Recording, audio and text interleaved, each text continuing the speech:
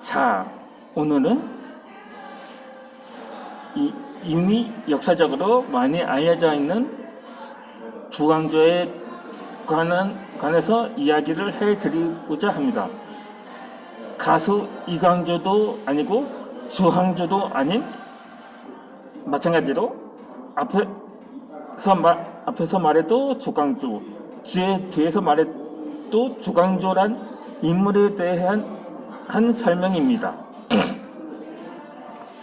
이 중조 12년에 따라서는 정몽주가 조선에선 처음으로 문무에 종사되던 시기이기도 합니다. 그러니까 1517년도에 있었던 일이었죠.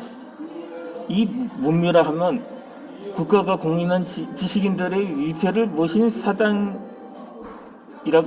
합니다. 그런데 이 정몽주는 조선 건국을 거부했고 한 번도 선진한 적이 없었던 정몽주가 어떻게 조선의 문명에 종사될 수 있었을까 하는 의문이 들 수가 있을 것입니다.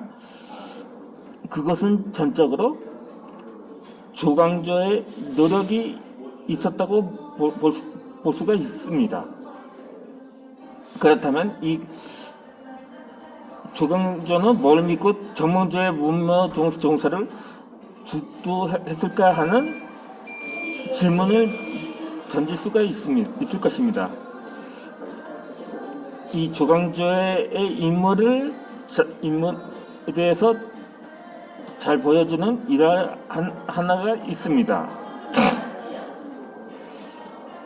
이 김광필이 꽁 한 마리를 구해 어머니께 보내려고 말리고 있었다. 그런데 그만 애써 말린 꽁가기를 고양이 새끼가 물고 달려나 버렸다. 그래서 화가 난 김광필이 여종을 꾸짖는데 말과 기색이 몹시 지나쳤다. 옆에서 이 광경을 목격한 주광조가 스승 앞에 나아가 말했다. 어머니를 봉양하려는 선생님의 정성은 비록 간절하오나 군자는 말과 기색을 삼가지 않을 수 없습니다. 수저가 저기 마음에 의심되는 바가 없어 감히 말씀드립니다. 결국 김광필이 얼굴을 붉히며 제자의 손을 잡고 말했다. 나도 방금 스스로 뉘우치기는 했구만. 부끄러운 줄 미처 깨달지 못했구나. 네가 내 스승이지 내가 네 스승이 아니로다. 이렇게 기록되었음을 볼 수가 있습니다. 무오사가 일어나는 연산군 4년 때 주광조가 17살 때였는데 그때도 김광필은 무오사와의 연루되어 평안도 희천에서 유배 생활을 하고 있었고 주광조는 희천 인근의 어천의 철방으로 보이면 아버지를 따라와 김광필의 문화에서 수학을 익히고 있을 때였습니다. 할 말을 하고야만은 고시직한 성품을 구해 삼촌인 조원기도 일찍 간파하고 있었던 거죠. 그래서 주광조가 성균관을 추천으로 천거되었을 때 위태로운 말과 지나친 교만으로 몸을 해치고 낭패를 볼 수 있으니 경계하라고 충고를 하기도 했습니다. 그런데 이 반장이 발목이 잡혔던 적이 있습니다. 이 조광조는 중종 5년 때에 진사시험에 장원급제를 했는데 10년 차에는 종이 만드는 관청인 조지서 사지에 청거되었습니다. 그런데 이 천거로 관직에 임명된 그에 대한 세간의 시선은 굽지 않았다고 합니다. 이 수학 한 권을 읽고 사제 공명을 저절로 얻었는데 이 소학정신에 충실했던 김검실과 그의 제자들에 대한 부정적인 평가가 함축된 표현이 있었던 것입니다. 결국 조광조는 조지서 사시제에 임명된 지 두 달 뒤에 열린 양성시의 급제에서 자존심을 회복하게 됩니다. 이 양성시는 임금이 문문을 첨자할 때 성균관에서 실시하는 시험이기도 합니다. 이 조광조가 치른 이때 알성시는 중종이 적자적인 왕권의 행사를 위해 마련한 시험 때였습니다. 반정공신 신들의 위세에 눌려있던 중종의 제2 10년 만에 지지 세력을 모으기 위해서 알성시를 개최했던 것이죠. 그래서 알성시 책문의 주제도 반장 10년간의 지지부리는 정치를 극복할 대책을 마련했던 것입니다. 이 중종의 요구에 대한 조광조의 답변은 명쾌했습니다. 이 답변의 핵심은 정치의 발전을 추구하지 않고 근본을 확립해야 하며 이를 도덕적 자질을 갖춘 군주가 지도력을 발휘해 백성들에게 감동을 줘야 한다는 것이었기 때문입니다. 이제 자동으로 트림이 나왔는데 커피를 마시고도 나오네요. 그럼 잠시 방송 사고가 있었다고 판단해 주시고 이어서 설명을 계속 드리도록 하겠습니다. 이 조광조의 답안은 중종의 의도를 정확히 꿰뚫어놓고 급제 후 곧바로 성균관 정직과 사안부 감찰을 거쳐서 이 중종 10년 차에는 사관원 정원에 임명이 됩니다. 정육품인 거죠. 그런데 조광조는 정원에 임명된 지 이틀 만에 돌연 사직서를 제출하게 됩니다. 그 이유는 담영부사 덕상과 순창 군수의 김정희 임금의 구인에 따라서 상소를 올렸는데 상소의 내용을 문제 삼아서 오히려 그들을 처벌한 조치가 부당하다는 것이었던 것입니다.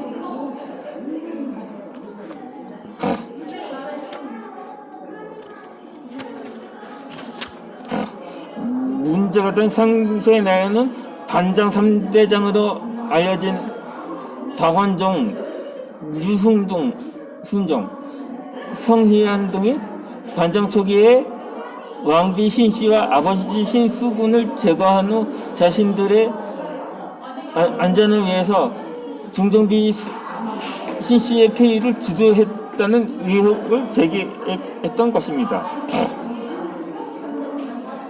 이 상소가 올라온 것은 중종 10년 8월 차인 8월 8일에 논란 끝에 두 사람이 각각 이 남편과 보훈의 위법이 된 것이 같은 달 24일이었습니다. 그런데 그들의 위배가 걸쳐진 지 석 달 뒤인 11월 12일에 조광조가 서간된 정원직을 사퇴하겠다고 나선 것이었습니다. 반장 3대장의 위세에서 벗어나려 했던 중종의 암묵적 지원이 있었기에 가능한 일이었던 거죠. 거기서 이 조광조가 집요하게 설득을 했는데 그 변인 언로를 보호해야 할 대간이 임금의 구원에 따라 올린 상소를 문제 삼아서 장사사를 처벌하고자 하니 본분을 망각한 대간과는 함께 공부할 수 없다는 것이었던 거죠.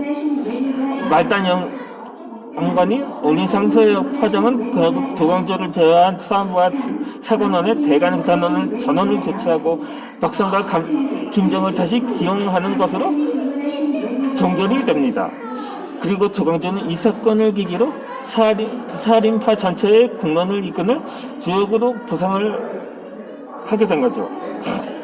이후에 조광조는 초고속으로 승진을 하게 되고 중종을 최측근에서 보좌하면서 자신이 믿는 정치의 원칙을 중종이 받아들이도록 강요하게 됩니다. 이 조광조에 있어서 바른 선비란 임금의 뜻을 거슬러 원망과 노여움을 사더라도 자신을 돌보지 않고 나라를 걱정하는 사람이었습니다. 조광조가 영주에 준 바른 선비의 전형은 성서대조 조광년을 광군옥을 주도한 초보였습니다.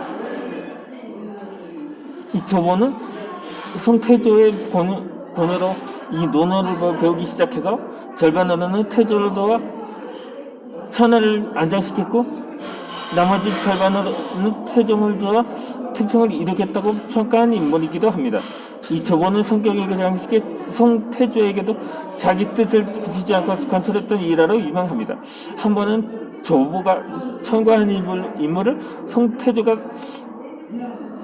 받아들이지 않고 청구한 문서마저 찢어버리자 다음날 이 찢어진 문서를 끝마치고 다시 청구해서 결국 자기 뜻을 관철하게 됩니다.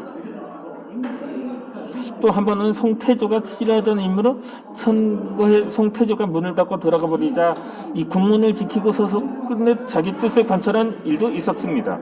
조광조는 중종 13년 차에 열린 조강에서 조보의 일화를 정확하게 언급을 하게 됩니다. 임금의 권력 앞에서 자기 뜻을 굽히지 않았던 조보처럼 조광조 역시 자신이 믿던 정치의 원칙을 궁중하게 관철하고자 했던 것입니다. 이어서 조광조에 관한 설명을 계속 해드리도록 하겠습니다.